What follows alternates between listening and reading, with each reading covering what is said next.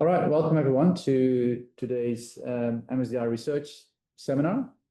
So for those who don't know me, I'm Rob Raven. I am the Deputy Director of Research and also Acting Director at the moment of MSDI.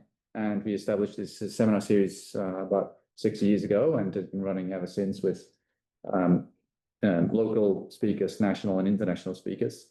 And before I continue, I'd like to acknowledge the people of the Kulin Nation, land we are gathered today, and pay my respect to the elders, past and present. So very pleased that today we've got Dan Hill as our speaker. Dan is professor and director of the Melbourne School of Design at the University of Melbourne. And prior to joining Melbourne University, you had a really extensive European career already. You were the director of strategic design at Vinnova, which is a Swedish innovation agency. You've been associate director at Arab in London. You worked at Citra in Helsinki. I won't. I'm just trying to impress people, all the great cities that you have lived in. Yeah.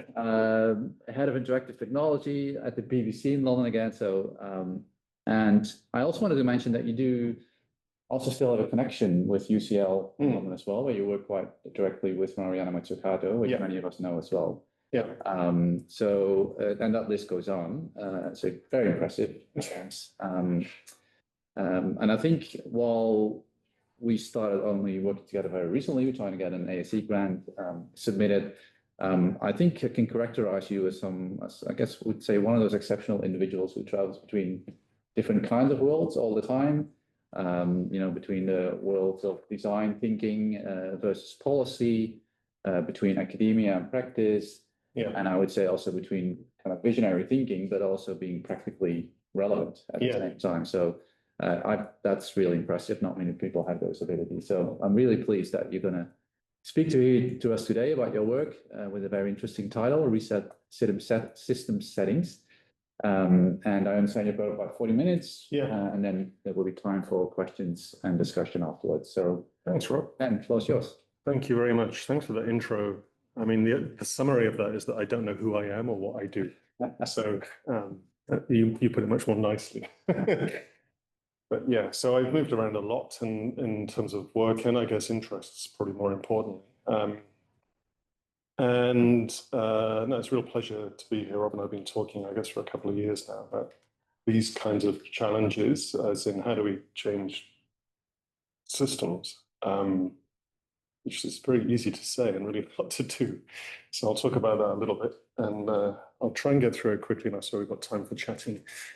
But I guess my perspective on this right away is that we're in a mess because we're trying to tackle really different kinds of challenges. Let's just loosely call them 21st century challenges.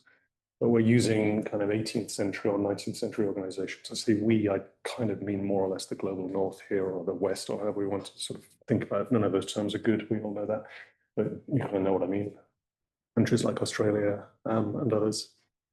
And by 18th century organizations, I mean things like post-Enlightenment, very sort of rationalist, sort of scientific-led organization of the world. You can take that route from Descartes onwards, sort of categorizing the world as a clockwork mechanism that we just need to kind of reorganize slightly better, or more tangibly, things like the university.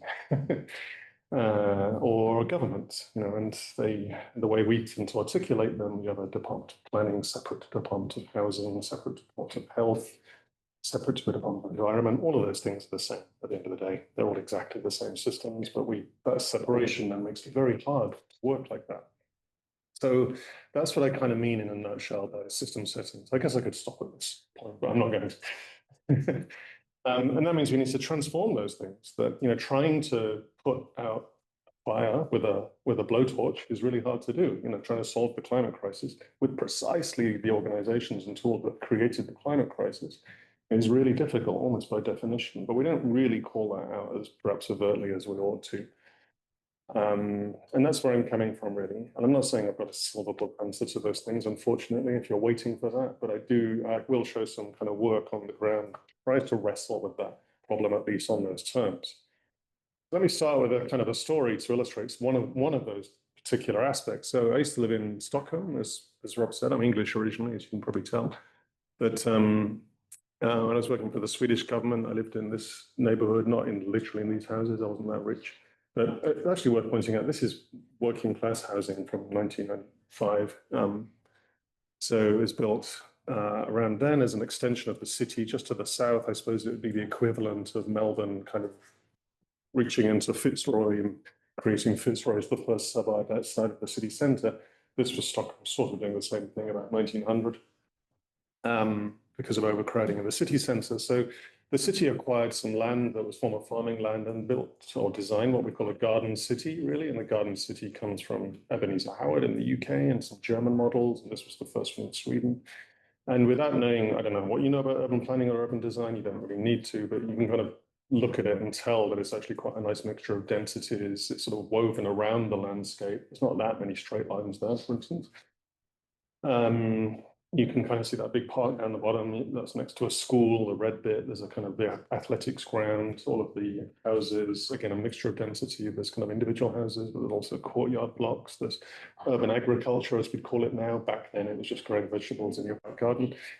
You could walk around easily. You could walk to the primary school and the secondary school. If you get a tram to the city centre, you could cycle to the city centre. So it's actually pretty bloody good from an urban planning point of view. We actually can't achieve this now, somehow, 120 years later.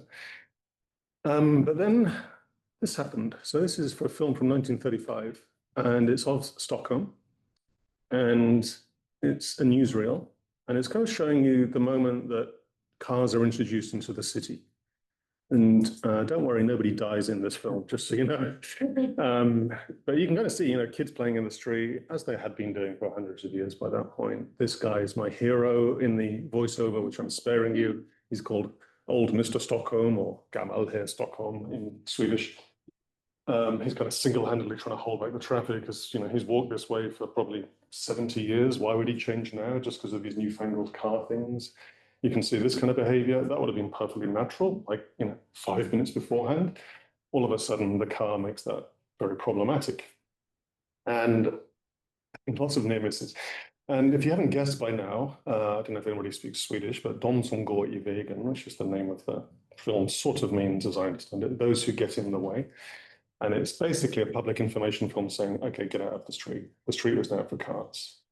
We're not going to have any of that previous form of behavior. It's just worth noting that Stockholm was about 600, 700 years old by this point.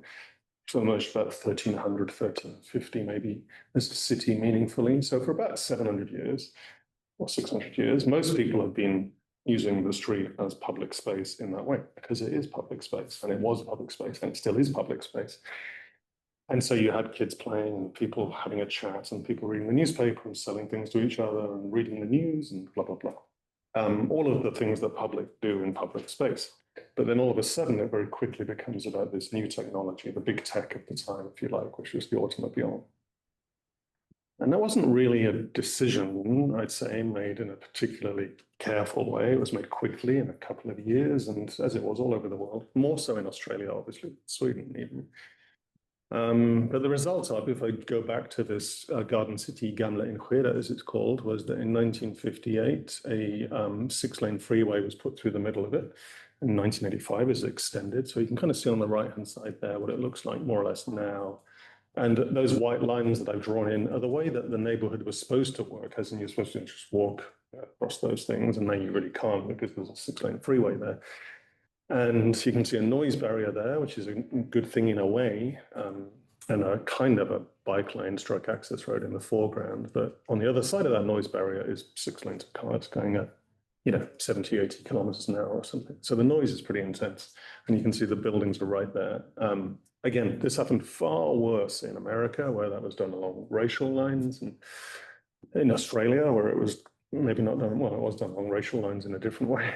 But it's certainly done along socioeconomic lines. And the left-hand side of Gamla Enskede, and it turns out now to be a, let's say, lower socioeconomic outcomes than the right-hand side, even in Sweden, which has a very healthy kind of welfare state model to sort of ameliorate those things. So, and you can see that Sweden was the most car-dense country in Europe, which is probably not how you're thinking about Sweden. You're probably all imagining this kind of green superpower, but in reality, it isn't, right? So the key thing here is to this point that as the British architect Cedric Price put it in 1966, technology is the answer, but what was the question? So the car was seen as an answer to something, but we didn't really stop and think, well, what is the question there? Like, how should Stockholm move around? What's it for? Who are these people? Who needs to go where and do what with whom? And again, that certainly didn't happen in Melbourne, where it was just like freeways following an American model. An American model, it was freeways, often also to sort of stimulate the car industry as well. To some extent, that in Sweden, because Saab and Volvo were huge companies. That's why it was the most car-dense land. But still, that wasn't really a democratic decision, one would argue. It wasn't really a careful planning decision. It was a very quick set of decisions and then baked into concrete, which then makes them very hard to unpick. And we're now going to spend the next 100 years unpicking all of those decisions in cities like Melbourne. Right? So it's hard to undo a freeway once you put one in, as we know. The problem in Australia is we're still putting in freeways. Most other countries have stopped doing that for sure now, and we're actually embarking on new ones literally right now. So the innovation and design challenge here is actually moving upstream into this question territory, not answers. The answers are the easy bit, probably too easy to jump on solutions. But the deeper questions, what is a city is about? Who are these people? What's a neighborhood for? What kind of outcomes do we want? Do we want healthy people and clean air, or do we want something else? Those are really more complex. So that's the kind of design that I tend to talk about. And you might think, well, we don't do that now, of course, that was the 1930s, but Uber and Lyft, very similar thing. A new technology comes in, it wasn't very coherent negotiation with the city authorities. And you see in cities like San Francisco, a huge increase in traffic, actually 40%, which is unbelievably high increase in traffic. You might remember when Uber and Lyft came in, the promise was we'll reduce car usage because we'll be sharing cars and everybody needs to own a car. And in actual fact, it's just added to the number of cars in circulation. And if you think about it from a system point of view, we all pulled out our phone now and pulled up Uber, which I'm sure we all have, I do, and asked for one outside the front of this building. We'd see there's a bunch of cars there magically, probably a minute away, 2 minutes away in downtown Melbourne. That's impossible to do, really. The only way you can do that is having cars constantly circling, just waiting just in case we pull our phones out of our pocket. We could all do it right now, cause a whole traffic jam downstairs. Suggest we don't do that. You don't want to lose your 4-star rating or whatever. But you can see then from a system point of view, well, it's a very good user experience. And again, I use Uber to be clear. Technically, it's amazing. My background originally is interaction design. It works really well as an app. But from a system point of view, it's a machine for putting more cars on the road. And that's how it works. You can't do that without saturating car driving if the unit is a car. Of course, you can enable people to move around a city very easily with public transport done properly. You can get that density of people moving around effectively. You can't do it with private cars. It's just impossible. Just the geometry of them is wrong, The way they move is wrong. So it leads to a rise in deaths, which is pretty bad outcome, one would argue. Rise in carbon emissions as well, rise in air quality issues. So those are just the road traffic accident deaths, more or less. Again, none of us will remember that being in the public domain at all as a debate, really, or discourse. And it's, so again, we still have a nasty habit of jumping on a technical solution without stepping back and asking, what's the wider question here? So the challenge really is a scalar one in a way. So from an interaction design point of view, like I said, which interaction design deals with the design of apps and digital services and things, if you like, the way that iPhones and things work. Really good. And from service design point of view, it's kind of good. It sort of works pretty well. But from the wider scales, let's say an urban planning point of view, it's a disaster. So it's kind of, at best, a kind of flashing question. So the implicit question probably in your head is like, do we blame Uber for that? I would argue yes and no. I mean, for sure, partly, because they're not really taking care with a service that they're introducing, and that's then on them. They weren't really very coherent negotiators with city governments, or rather they were on their own terms, but they didn't really want to enter any kind of meaningful discourse with city governments about how they should work, certainly in the early days. So I do blame them for that.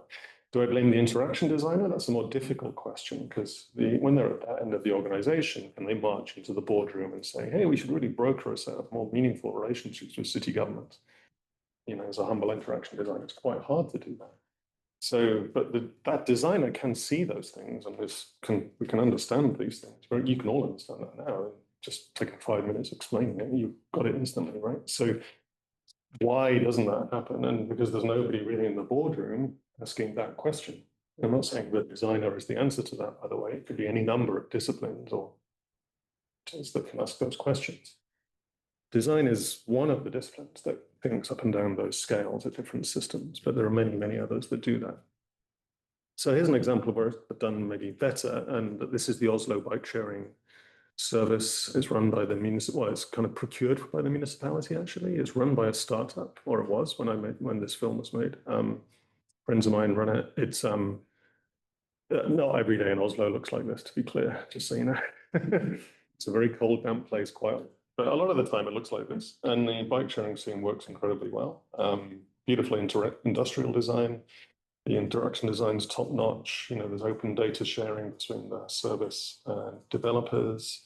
Again, the city government procures it and it runs as part of the public transport system. So it's not a separate system. So your payment scheme can get you on the buses or the trams as well as the bikes. Because why wouldn't you do that from a user point of view? That makes perfect sense. It's never in the user's interest to outsource that stuff, by the way. Never, ever, ever. Just because why would you separate out our access to transport like that? So you get these kind of good outcomes from a system point of view. It's called Oslo Bicycle, which is a really good name for an Oslo bike sharing service. In London, that's called Santander Cycles because it's sponsored by the Spanish bank Santander. So that just kind of gives you an idea about how do you build a civic relationship around a public transport system. Well, it's quite hard if you name it after a Spanish bank, and you're in London. Like, what does that mean? Do people feel it's their bikes? In Oslo, they do. To double down on this one, the maintenance crew are recently released prisoners from Norwegian jails who are trained before they're released back into society to fix the bikes. They go back into a meaningful job in public straight away. It's actually good from a service design point of view because they're probably quite cheap as employees.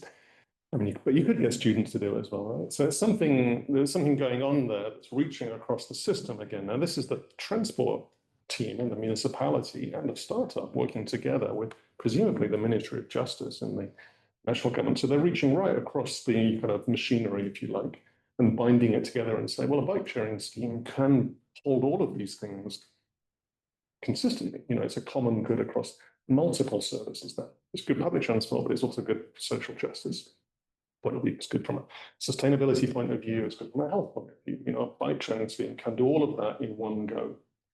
Again, only if you're thinking and working like that, and only if you're not using private actors to deliver every single bit of that without folding it in at a much higher level.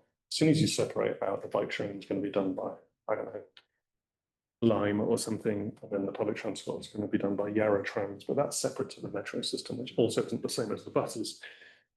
How do you tie all of that stuff together? You've got a lot of paperwork to do if nothing else, and a huge amount of hearts and minds for it. It's a lot easier to do it from the city point of view. So this is a kind of an old technique in design. This quote's from 1905, a Finnish architect, but sort of think about it in the next larger system. Don't just think of it as a bike, as a unit, bike sharing scheme just sitting by itself, but realize, it's also part of the public transport system, which means it's part of the urban domain, which potentially means it's part of the social system. So you can make that literal, like we have here, spatially, and that helps, but you can also make it across silos somehow. So in my diagram, it kind of reaches up and down from chair, room, house, environment, city plan, but you might also imagine that's kind of going from citizen, neighborhood, community, city, environment, those are wider scales. You're just pulling more of the world into your system design in that way. And that's important because whenever you make public things, or anything in public, and everything in the city is public, more or less, it stands for something, particularly when you're dealing with architecture and design, as I often am, but also a bike sharing scheme, a tax payment system, your Mikey card, whatever it is. The way you design that speaks very loudly as to what we stand for as a society. So that's what this quote says from my colleague Kieran. If you make a courthouse, that's a setting for a way for people to encounter the idea of justice.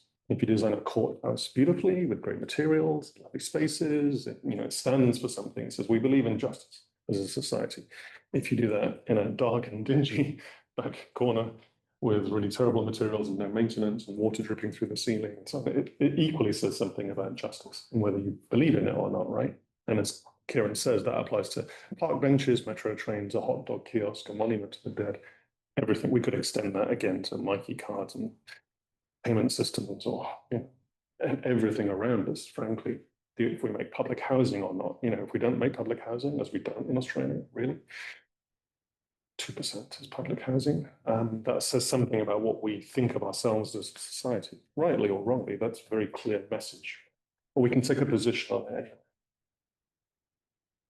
So, as he says, it displays or conceals our prejudices and weaknesses. It also displays and conceals, rather reveals our highest values as well, what we think of, again, each other, what we think of place, what we think of nature. So this beautiful library in Stockholm in the background there, again, says something, because it lasts for a long time if you make it like that as well, about the enduring value of learning and citizenship and all of the other things that libraries do. So, as Rob said, I work at UCL as well. I'm a visiting prof there in Mariana's team, and she always points out innovation as a direction. It's not just an untrammeled good. It's just, you can have innovation which is very effective, but in the wrong direction.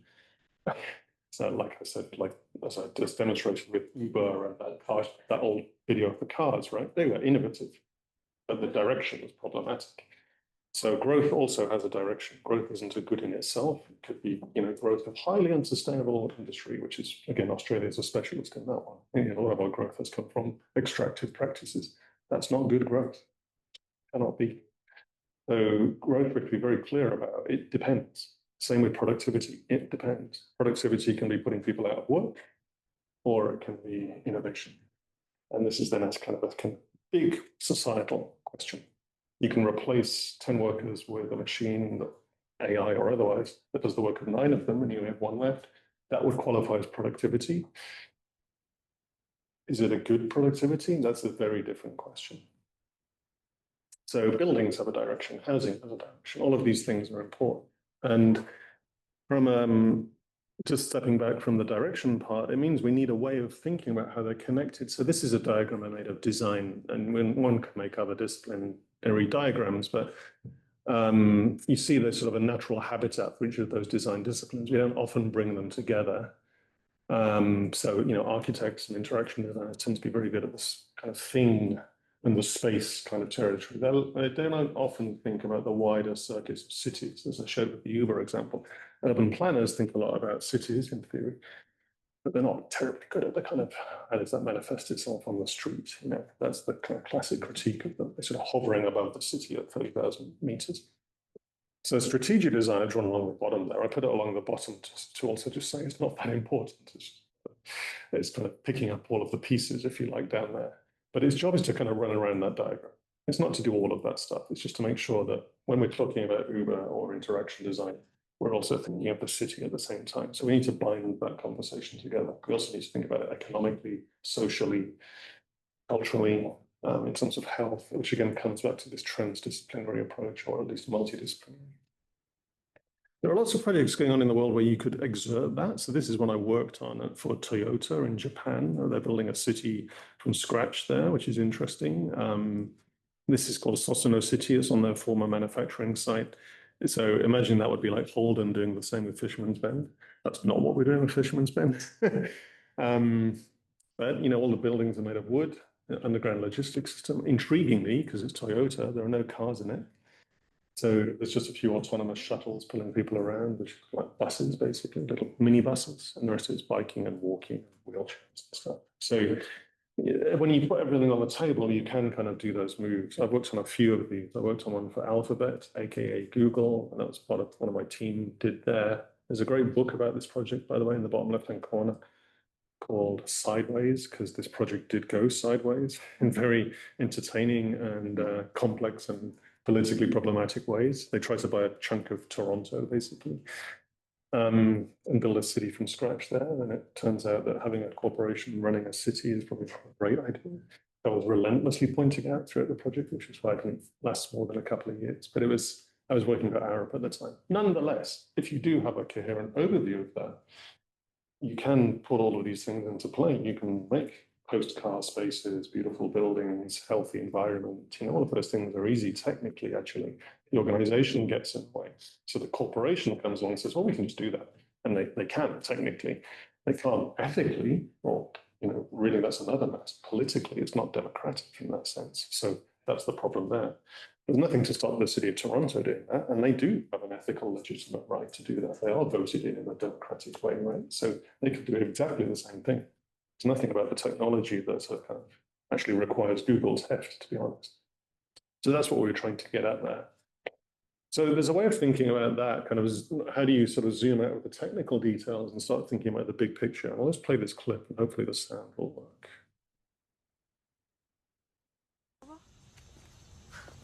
Just saying, you look like shit.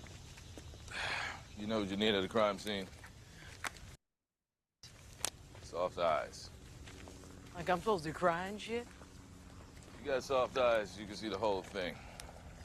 You got hard eyes, you stand at the same tree that's in the forest. Oh, Zen shit.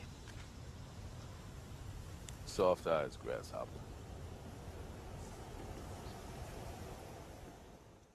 So that, many of my best design ideas come from detective shows. So what's going on there is that detectives turning up to a crime scene, and you've all watched crime shows, I'm sure. And what they're doing usually is veering between a kind of hard eyes and soft eyes approach. So the hard eyes are things like you look at a body on the ground, there might be a bullet hole in it, unfortunately. So then you're trying to work out the trajectory of the bullet. Where did it come from? How cold is the body? How long has it been here? These are all kind of technical questions, right? Almost engineering or forensic questions. You're doing that for sure. But there's also, at some point, as you know, soft eyes questions. Who is this person? Why are they dead? Who did they really annoy? Who are their friends? Who are their enemies? What's this neighborhood about? Those are kind of the soft eyes questions, cultural, sociological almost, right? And so you're zooming backwards and forwards between those two all the time. Design tries to do this, of course, like technically we can do this thing. Why should we do this thing? This could work like this, but would it work like this for these people in this place? Those are soft eyes questions. And there's a lot of thinking about this. Really, the key influence on me personally is Ian McGilchrist, the neuroscientist and philosopher, who's more or less written the classic text on this called The Master and His Emissary, which is about actually the way the brain works, and left hemispheres and right hemispheres and things like that. His thesis is that as the West or the global North or whatever, we've skewed towards one way of looking at the world, the left hemisphere at work, basically, which is that post-Enlightenment rationalist approach, the very Descartesian kind of thinking of things as categories and non-living things, and organizing the world like that. The right hemisphere tends to do greater than the sum of the parts, holistic living things, deals with metaphor, deals with humor, deals with music. The left-hand side is language and things like that. So not to split it in a binary, which he's very careful not to, but he says we've skewed to one way, the way we organize the world, and it's very not technical, so if you want to better word. So what does that turn into? And I'll switch to Australia a bit. So when we look at housing, for instance, which we're doing a lot of work on, and I do a lot of work on, this is what we're building most of the time. And this is, again, a kind of system at work without anybody really thinking about the direction of the housing. So this housing is in Shepparton, actually. It's built in a flood zone.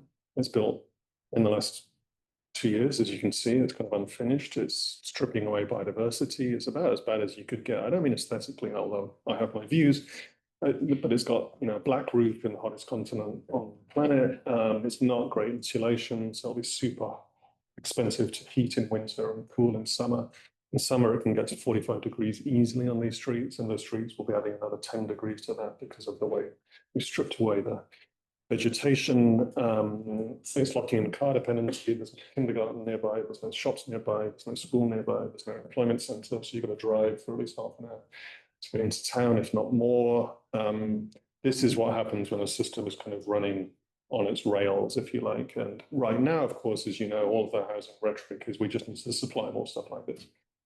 Say that. That's what the system does. If you say we need more houses to the current Australian housing machine, if you like, it pops out this effortlessly. That's its preferred mode.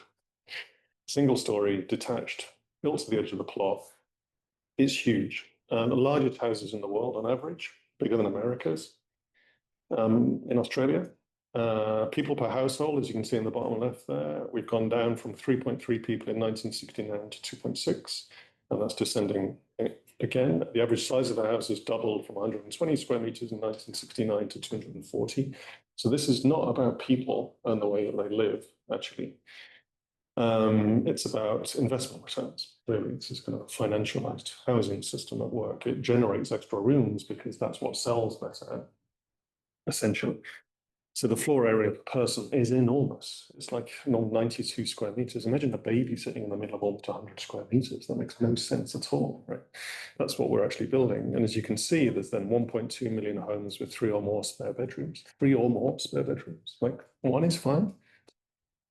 1.5 or 2, maybe that's all right. I don't know. Depends, but 3 or more. So they're basically empty properties. We actually have way more housing in Australia than we need. This is not what you hear in the newspaper. So, and again, population increase 2001 to 21 has gone up by 34%. That's a big number, but the dwelling has increased by 39%. So we've been making more housing than population for the last 20 years. So it comes back to, again, to where is this supply story coming from? And again, it's the machine that we've built makes houses. So if you ask them what the question is, or rather the answer to housing is, well, we need more houses because the machine is built to do that. The machine isn't built to say we need fewer houses. Actually, it's just not an answer it can come up with. So, and in these houses specifically, I don't got this chart, I didn't. Most of the households in Shepperton, which is where this is, are 1 to 2 person households. But there's less than 20% of the housing is 1 to 2 bedroom homes. So what you actually have in these very large houses, probably 5 bedroom houses, maybe 4, is 1 person, maybe 2. So they're having to heat or cool an enormous space, essentially. So it makes no sense. Super problematically, all of that stuff is then done by the most extractive sector on the planet. So carbon emissions is 37 or 39% coming from the built environment sector. You probably know all these numbers, so I'll brush over them. But the really challenging stuff is, where does all that material come from? It's not even just the emissions, actually. The material impact of buildings, biodiversity loss, displaced peoples, degraded ecosystems. So the concrete that makes a building like this, you can kind of see it in those floors there, comes from where in the background, picture like in the background. So the sand and concrete is usually coming not from, used to be in Melbourne from Fisherman's Bend, actually, which is why it's a bit damp around there forever from now on. But we ran out of that sand a long time ago. So it's usually coming from Indonesia or Malaysia or Bangladesh or something like that. So the global north is being built out of the global south by people like this. They are not the people that are ending up at the happier end of this picture, right? So construction really is mining at the end of the day. Steel is made from iron ore, concrete's made from sand. It's all pretty much destructive stuff. So that's what Charlotte Maltese says in her book. Any building you can imagine as a kind of an assemblage of all of these bits and bobs, they're usually all coming from somewhere else. Mel Plum would call these shadow places. So if you think about this room, does it, or any of the rooms of the people online, do anybody know where any of these materials come from? Usually the answer is no. It's not a criticism, again, because we've just lost sight of that. 150 years, maybe would have said, oh yeah, the bricks come from Rob's Brickyard down the road, or the timber comes from Healesville, I don't know. All of your clothes have got a little tag in the back, more or less, saying where it was made. Sometimes don't tell where it's coming from, obviously. They kind of track that down. With phones, we sort of, or at least Apple or Google know where the material's coming from. Buildings, no idea, when we've separated those things out. Put them into the pieces again in that sort of Descartesian logic. So what we've done recently here has been trying to sort of calculate the impact of that. So just to say, the Paris Agreement that we've signed up to, all serious countries in the world, that's not including America anymore, have signed up to the Paris Agreement. As you know, I don't need to tell you guys this, but it implies that really what we need to get down is from 53.9 billion tons to 2.5 under planetary boundaries thinking. When you look at Australia's fair share of that, and we could talk for 7 hours about what does that mean, but let's just take population as a fair share. We could look at other things like GDP and so on, but 26 million people in Australia, our proportion then, the same ratio, means we need to get from 574 million tons down to 8.23. And then if you look at buildings, the average house, like the ones I just showed you, is about 461 kilograms. The same ratio applied. If we carry on building in the same way, means we need to get that down to 6. So that's a 98% drop in emissions per square meter if we're to stay within the legally binding Paris Agreement, right? So that's if we're making current government policy settings 200,000 homes a year, and we're making them in the way that we roughly make them now, right? So we can't do that. That's actually almost impossible. So there's lots of other things we might do. Let's not make 200,000 homes a year. Maybe we should make 100, and then at least we've got double the emissions to play with right away. Or don't make them the biggest houses in the world when actually we have quite small households, make them half the size. That would again give us more carbon budget to play with, or emissions budgets, really. So, but these are kind of questions that, again, they're not in the public domain, really. A lot of discourse about this, as you can kind of tell. And we know that these policy settings won't get us there. So even in countries that have decoupled emissions from GDP growth, and there are some evidence of that, whether you get into but Hickel and Vogel, they're pretty sharp on that stuff. I reckon you can find 7 or 8 countries in the world. We're not one of them.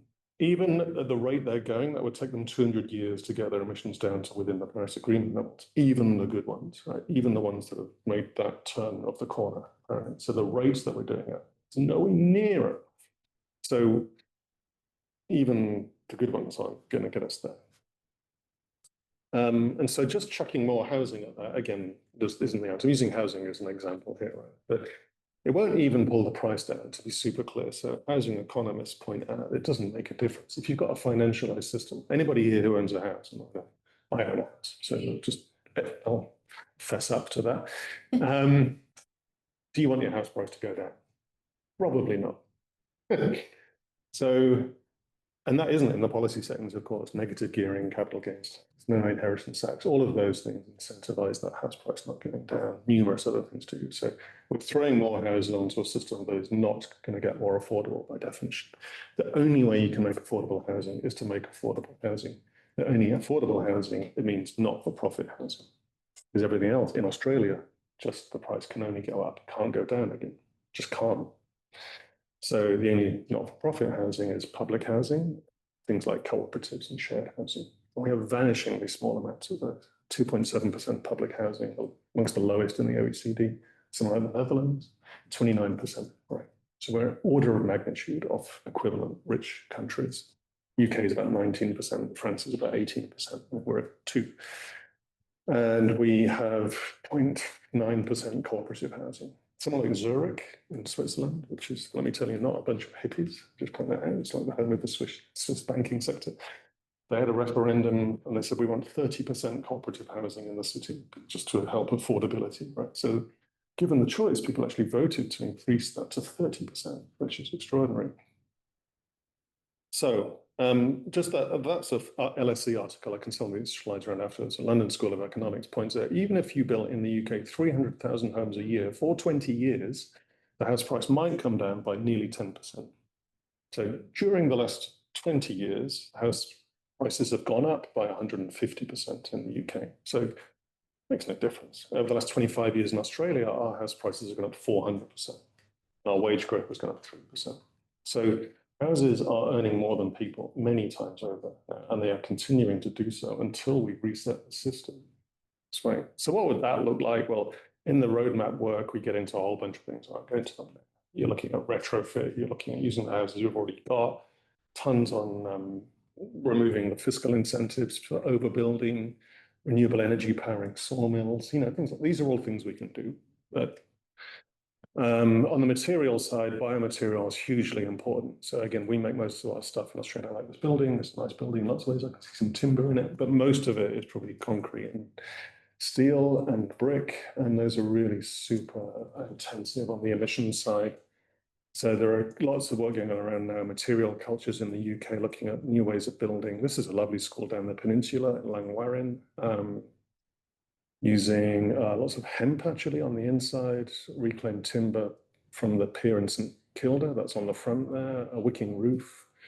This is stuff we're doing at Melbourne Uni with architecture students going up to our farm at Dookie near Shepperton, basically learning how to grow materials to make buildings. We've never done this before, so super exciting. And you can kind of see, just watching the top right, you can see the kind of how intrigued and happy they are making a brick, like never happened. So And just this morning, I took this picture cycling in. This is our workshop at the back of the school. That is a straw cassette. That's the first. It's taken me 3 years to get to this picture.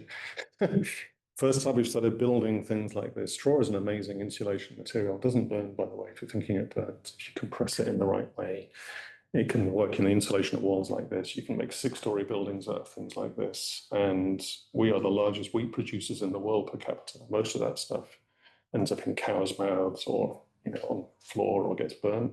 We could take 5% of our straw production. We can make 112,000 homes a year with that. Should we wish to? So this is what we're trying to get at now.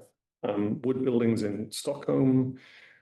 And then, so that building on the left, you can see is a really tall building. It's fully timber all the way through. There's no concrete or steel in that whatsoever. So this building here, no reason why this wouldn't have been fully timber.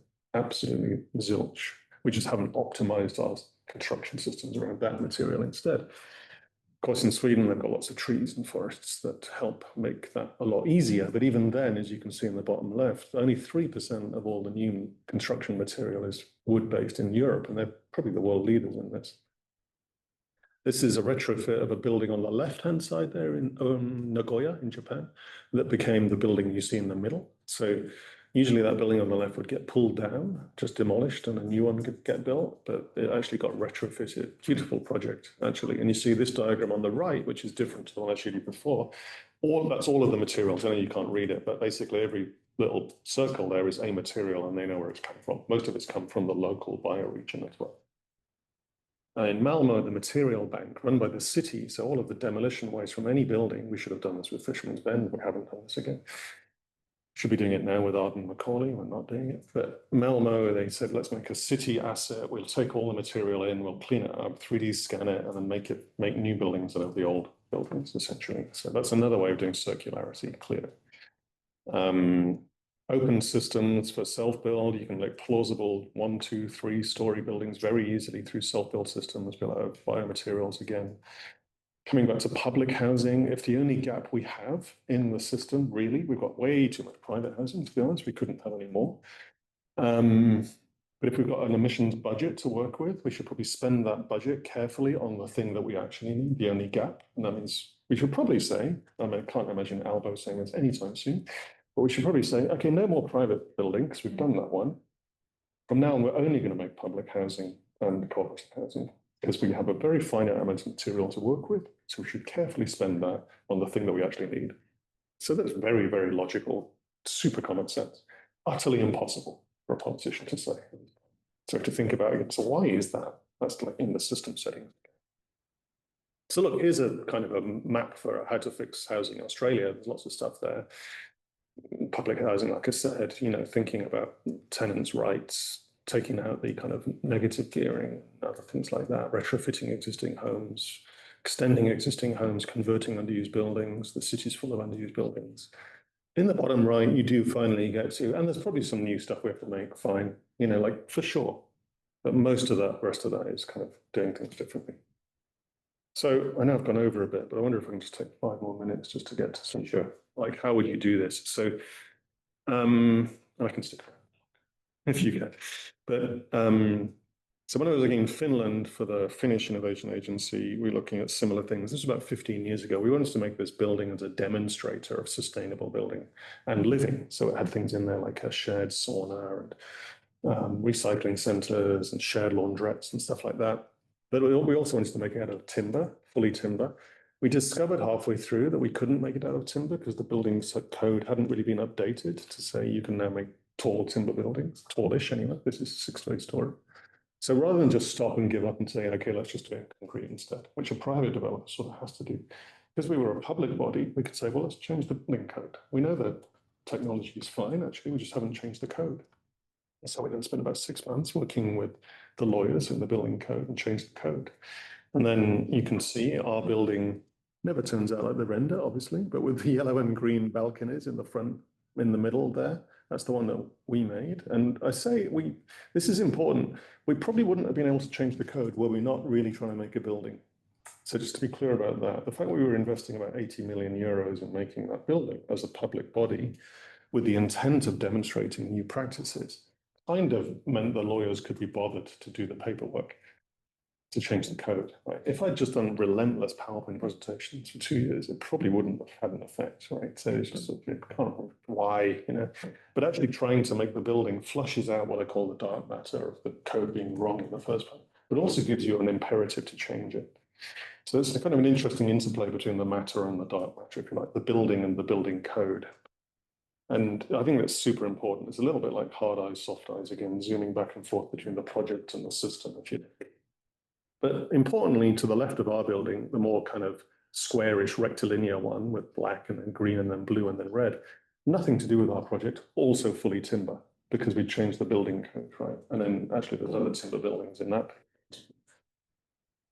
Building code is the code that writes the city, and so changing the code is far more influential in the way that the building happens, because there's a sort of direction in it, again, towards sustainability, than making one building. But without making one building, we probably wouldn't be able to change the code. So there's an interplay between that type of project. It also is very good for the Finnish forestry industry, of course, which is a separate sector, again, a completely separate industry. But it kind of then binds them together a bit like the Oslo bike sharing scheme. So then in Sweden, the same kind of maneuver, I suppose, 10 years later, I was working for the innovation agency there, and we looked at these similar kind of challenges, going back to my black and white film in Stockholm that I started with. How do we recover the street as a public space, really ensure it's about producing health and sustainability and public outcomes, not traffic? Traffic is not an outcome, really. Well, I mean, it is, unfortunately. It probably arguably shouldn't be an outcome. It's a means to an end. So what's the end? So we're saying, well, streets should make people healthier rather than less healthy. Ideally, given a choice, you would do that, right? So how do you do that? Well, so lots and lots of workshops. So first of all, with stakeholders in the system, the one on the right is from Voi, the scooter company. The man on the left is from Ericsson. The board-looking guy in the background is from the municipality. He wasn't really bored at that time. Transport planner, there's a health researcher on the left-hand side there. So all of them are kind of sketching out possible streets, right? They're not really looking for solutions yet either. So what are the possible questions here? But it's coming together, industry, community, academia, and public sector all in the room at the same time, all of their hands on the same picture at the same time, actually. This is me doing the same workshop with the Prime Minister of Sweden. So the guy on the left-hand side was the Prime Minister at the time, and the person in the green shirt in the middle is the Health Minister. So they're also doing a design workshop, right? And that's really interesting. I mean, Prime Minister's not great at design workshops, to be fair. They're not terrible at them either, because everybody can do them, really, because it's a very tangible way of engaging the system, as opposed to talking in abstract terms, which again is very left hemisphere. But ultimately, we got down to let's find some streets. Again, Stockholm Stad, the municipality said we can give you 4 streets to prototype with. We chose 4 streets with schools on them. And then we let the school kids do the design workshop, and we let them decide, actually, because they're the ones that are the experts in that street. They go to that street every single day. They know it inside out. The transport planner at Town Hall, the official expert, might have never been to that street. They're looking at it through GIS or Excel spreadsheet or something, or a map. But the school kids actually know what they're talking about. So they came up with lovely designs for the street using exactly the same bits and bobs that we gave the Prime Minister and the technical experts. And what we're doing there is reframing what a street is about, obviously. On the left-hand side, if you give the street to the traffic department, you get traffic. That's what that diagram on the left says. Input, output, traffic department, traffic. The clue is in the name, essentially. If you give the street to gardeners, you get gardens, I'm pretty sure, right? You give the street to kids, you get playgrounds. But you also get other things, because kids are good designers. So what we're saying is the street is a container that can hold all of these possible things, loads of things. You can reduce crime, you can increase biodiversity, increase air quality, etc., etc. But only if those people are in the room engaging on it. Skip this one. So where we got to was then, okay, building on the kids' designs and a way of making a sort of modular, scalable system, we started building a movement to transform streets up and down the country. Every street is different because it's got different people on it. Same actual system underneath. They're all made of wood. They all have certain qualities to them, and they want to adapt and flex. They're not supposed to be there forever, by the way. They're not supposed to be the end. That's why we make them in wood, because it'll last 2 years in Sweden, really, even the sturdy stuff. So that means you've got a kind of clock running, and 2 years later, you go back and say, well, what's the street about now? How did that plan work out there? May or may not be good. Oh, we've got e-scooters. What do we do about that? That's how streets actually flex and change. If you burn them in concrete, they can't change really. So it's just stuck. So that's why we're stuck with the streets of the 1980s in places like Melbourne and many other cities. So this spread around, as you can see, there's probably 20, 25 different cities that ended up working with this system in different ways, and it's continuing without us having to push it now. Ended up weirdly in Normandy in France on the right-hand side.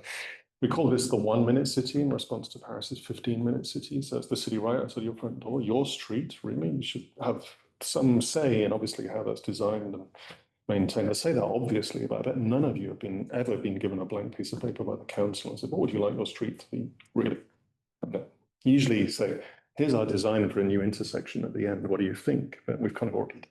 So I hope you say yes. Well, you can kind of say no, but we'll deal with that later. This goes the other way around. And there's a huge set of value that emerges from that, which we started tracking and looking at in terms of, what does that do for biodiversity? What does that do for health, kids' health, etc. It becomes a kind of platform for continually asking questions and experimenting in public, whether that's, Amazon drop-off delivery or all of the other things a street has to do, generate biodiversity. And coming back to my funny diagrams again, it's kind of, there's a scale now on the top there, 1 minute, 30-minute, 60-minute cities or 15-minute cities as well. And what we're saying, if you look at the bottom axis, you're switching between participative and representative decision-making cultures. So the 1 minute, 15-minute is kind of where you want a lot of citizen participation. You can meaningfully ask people to get involved in, I don't know, planting tomatoes in their front verge. Seems fine. Probably not planting tomatoes in Rob's front verge unless you happen to live next door to him. That would be a bit odd. So that's super participative, but you can kind of work that out at that level. Making a metro system, that isn't something that citizens can do just by having a chat, right?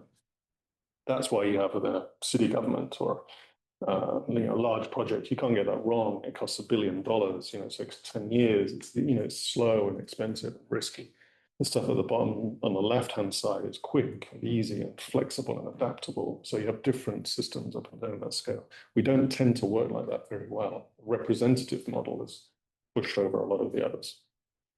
So I'll come to the end in a sec. So we work with Volvo Cars as a partner on this, by the way, and the CEO said something interesting at the time. I'm not sure whether it's to do with our projects or not, but that animation on the right-hand side was made by Volvo about their car sharing scheme, fully in consultation with us, and we gave them the designs to use that. And they were part of the project, like I said.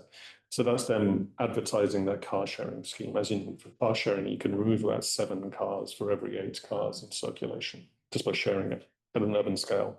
So that's what they're demonstrating it. But you see on the left-hand side, the CEO is saying, we don't think cars are really the future of the cities. That time is done. So now I've shown you Volvo and Toyota by saying the future of cities is without cars in it. Makes you think about what we're doing, right? And so we don't make cities to make demand for the car industry anymore, really, any more than we make humans to make buildings, So these are really, again, deep in the system setting. What are we doing this for? What are the questions underneath this? I've got a bit more, as you can tell. I could just, yeah, exactly. For the next. I could just stop there and I'm not sure whether we have the room until after the hour, so yeah, and people might also have to move on as well. So I'm keen just to get people. Why don't we just pause now, because that's probably a decent point. Because the next bit is just continuing about that kind of thinking. Maybe there's one last bit. And then I'll stop. So this is not what we're doing here, and I just want to kind of close the loop a bit. So what I've shown you is a few ways of thinking and working and acting. I've got more like that, as you can see. But at the moment, we're not really doing that here. I just want to show you these numbers and ask us to think about this maybe in discussion. So in Australia, that's the SUV sales going up and up and up and up forever. And you can see the bottom one there is our transport emissions growth. We are a real outlier, even compared to Canada and the USA, which are also very large countries, big landmass, sparsely populated landmass, in many ways. We're certainly nowhere near, obviously, UK, France, Japan, So that's driving that. And the Australian Institute has put this very well. We are asking Australians to buy big, dumb cars, as they put it. It's impossible to meet the emissions the emissions targets on that front, the majority of our vehicle use, frankly, is driving to cold or school pickup, things like that, by far, even though the car adverts are always like Outback. And at the moment, as I said, we are still building this. This is Northeast Link, right? This isn't even live yet. This is happening right now. Infrastructure Victoria says that this Northeast Link alone will shift 25,000 commuters a day from public transport to car-based transport, right? In a city that already struggles with this. And when the government says we don't have much money at the moment, look at the amount we're spending. It's almost, I had to work this out by hand, and I don't know if I've done it right, obviously, but it's about $45 billion just being spent on heavy road infrastructure right now. So, and ultimately that comes back to, the system is as stuff that says the system is what it does, really. So we need to make it do something else. At the moment, all of that stuff is making it much more unhealthy for our kids in very dangerous ways. And again, that is not really ever really out there in public, I think, as a discussion. So the point, I guess, to come to the end, is that our system settings are running without us really engaging with them meaningfully. And they're sort of baked in old logics often, and they just happen. Whether it's housing or mobility. The two things I've talked about. I could talk about food system, I could talk about anything. There are other ways of getting at that. I've begun to hint at some of those things, like mission-oriented approaches and otherwise. I'm not saying, again, they're silver bullets, or the way the Oslo bike. There are other options in front of us, but I think our job is to make those incredibly tangible, put them out there, start embodying them, acting them, constantly putting them on the table, and making demonstrators of them, as I showed the Finnish building we did. Once you start making a demonstrator, it starts changing hearts and minds. All the data is already done. All the research is already done. I could email these slides to Albanese or Jim Chalmers. It would just bounce off. But there's real academic research, right? So that's a challenge for us as academic researchers as well. So we have to work in a different way, I guess. I'll leave it. Thanks. Then we've got 1 minute for. Exactly. But let's see. Of course, anyone who needs to leave, feel free to go. And as long as we're not being kicked out of the room, we can stay a bit longer. So I'm just going to open up for any questions. Yes. Question. So I'm going to go back to that to the diagram where you're mapping the different design approaches or disciplines, I guess. Within design. Where would you put more than human design? And I am asking this because there's many reasons behind this question. For me, I'm originally trained as an industrial designer and engineer. So constantly trying to figure out where my identity lies. I'm teaching now at the moment sustainability, so it's a bit different. But I've been just exposed, I went to summer school on more than human design in Helsinki, actually. And we were talking about this, as designers, how do we engage with it and how do we see it? Is it one that covers the whole thing or not? By some sort of resetting of the system. It does, yeah. Recentering or decentering the human. Completely. Yeah, and you're not the first person that said that as well in recent weeks, which is interesting. And I do have slides, obviously, about what we're doing with modern human design, which I won't go into in detail, but this is using the tools of industrial design to make a pollinating corridor out of fallen tree branches while we're growing trees alongside. And only the robot arm that we're using there can drill these holes in the way that these blue-banded bees like, which is interesting. So humans kind of can't do it, robots can. So there's a real irony to this one, which is lovely. There's a lot going on in that tiny project, but to your point, that's using architecture, industrial design, robotics, fabrication, all of those existing tools. So in that slew of things, I think it's running up and down this. I often find that anything I want to add to this ends up running up and down it. So strategic design does that. Heritage, which is another one that someone said the other day, where's that? That's not in there. Probably also runs up and down it. So what I take from it is that, again, I think it's this shift from seeing the world as these separate categories, where you're a specialist in a kind of box, if you like, to understanding that actually these are thematic kind of things that are, again, zooming up and down between scales, super local, bioregional, hard eyes, soft eyes, all of those things. So I think more than human, I haven't figured it out, but is probably one of those because it affects the way you design any of these things, to be honest, because it's pollinator corridor is at the kind of systems of system scale. It's kind of watershed scale thinking. And it's made of things like the tree limbs I just showed you that are at the left-hand side there, which is industrial design, interaction design, architecture, product design, stuff like that.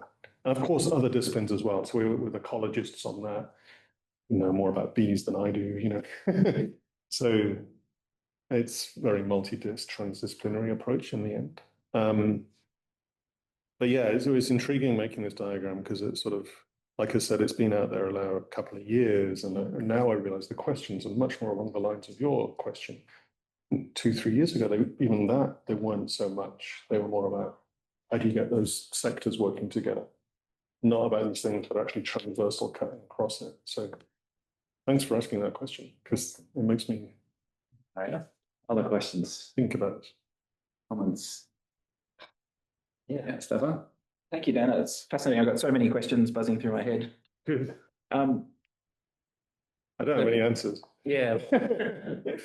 I guess I really like your premise about not being able to solve the problems of today with old thinking. Yeah. But I guess I have a gentle challenge / question for you about if we accept that this, the problem is that we get all these unintended consequences from these unconsidered technological innovations and not enough governance and stewarding of these things and dealing with them properly. Does it necessarily follow that the solution is better design and so on? And is there a risk that we're falling into this trap that there's a sort of heroic actor or method that solves it? And I guess based on that, where you've seen these design practices that are better mainstream and become more common, what sort of influences it becoming a bit sort of normal and unremarkable almost that a small rural council can do this kind of thing and doesn't need a glossy tech-funded high-profile project to do it? If you're following what I'm getting at there? Yeah, no, totally. I think it's a sort of, I think we need to pull all the levers at this point. So my preference is for the local council and the very humble type of designer, personally. I want to catch my own prejudices there, though, and say that I think we probably also need to use the tool to, let's say, a large tech company occasionally. So why I was engaging with Toyota there was because they were asking an interesting question, and they were, saying, what would a new neighborhood look like, work like? And you don't often get the chance to do that. Certainly someone like Shepperton, for instance, where we've done a lot more work, doesn't think like that, doesn't have the people to think like that, unfortunately. And I think the answer is, let's probably do Shepperton. And do it in a very different way. And so, the reason I showed you the Swedish school kids stuff is to really underscore that point about the designers were way in the background there, like the professional designers like me and others. The kids were the designers. And that's a different understanding of design, which we have there's huge debates inside design about this all the time. And there's a big move away over the last 30 years from the archetype of the hero designer. We're a very 20th century model, right? And so we're looking at people like Ezio Manzini's work about how everybody is a designer, and which is true, I believe that. And so making the school kids the designers, you wouldn't ever say that, well, they're the superstar, designers in that case, but the designers of their everyday environment, as we all are. And then our role really was to then say, well, what can we do as professionals to facilitate that and help that or enable that to spread in some way, or fill the gaps in between that street and that street, which you can't ask that street to do because they live there and they're busy getting on with their lives. They can't do all of the other streets. Right? So there's a lot of work, usually in the Vinnova stuff, the Swedish government stuff, which I'd call like working in the gaps, basically like beginning to tie the system together in a different way that you can't really ask everyday folk to do just because it's not there. They don't have time, the resource, remit, etc., or training, to be honest, as well. So I think it's a both and. Like I said, I have worked on those big projects, as I showed you, and I then think that there is a logic to the way that we can use technology. So the slides I didn't show you, so now this is where I sneakily start showing. So what's happening in Shanghai or China right now is very interesting because their Made in China 2025 strategy from 2015 created the entire electric mobility sector, which is now more or less running the world. And if you look at this intersection here, there's basically, I've counted them, there's like 90 bikes and there's 9 cars, which is probably the right proportion. So, and they're all electric or they're pedal powered. Now, some of those have got very big technology companies behind them, but I think that's potentially a good outcome for the city. And so why is that? If you look at, this is a school pickup in Shanghai. So look at the little girl on the left-hand side there. I don't know if you spotted her, but like she is jumping up and down with delight because she's about to be riding home through the streets of Shanghai, through this, beautiful neon landscape with the kind of colors gleaming off the glistening surface of the street. She's gliding through the air. It's pretty much all electric. There are a few cars there, as you can see, but pretty much all those are electric. But most of it is like that. Now, that's not what an Australian school pickup scene looks like, which is something else again. So there she goes, right? So again, there are large tech companies behind some of those things. There are also small ones. And there's a huge diversity. And what's happening there, I think, is super interesting. About some early 70s thinking on this. These are all, in Ivan Illich's words, convivial technologies. Distributed, low cost, adaptable, fixable, hackable, lightweight, basically, or what E.F. Schumacher would call, again, 1971. So it's an interesting kind of moment right there. What he would have called a 100-pound technology. It's not an SUV, not actually a push bike. It's kind of in between there, but it's doable and it's small scale, easy to maintain. And it fits the need. Fits the need. And so you see a lot of this happening. I've been documenting a lot of these things. You see it in Ho Chi Minh City, but you also see it in Stockholm, or, you see it around the place. And then there's repair cultures around them, like in Bangkok and so on. And so, sorry, I've gone way off topic from your question. But it was what I was trying to get at there, that if I said electric mobility to an Australian government policymaker right now, they'd be thinking of the large electric SUV. And I think what we need to do is stretch our understanding of technology and come back to this question about, so what's it for in the first place? So there's still industry to make there. There's still professional design to do. All those bikes are designed by professional industrial designers, working in big companies quite often. But the outcome of that is a different type of system. It's affordable, kind of hackable, everyday, super local, at hand, everyday needs. And it's the largest economy in the world right now, pretty much, and driving massive amounts of innovation.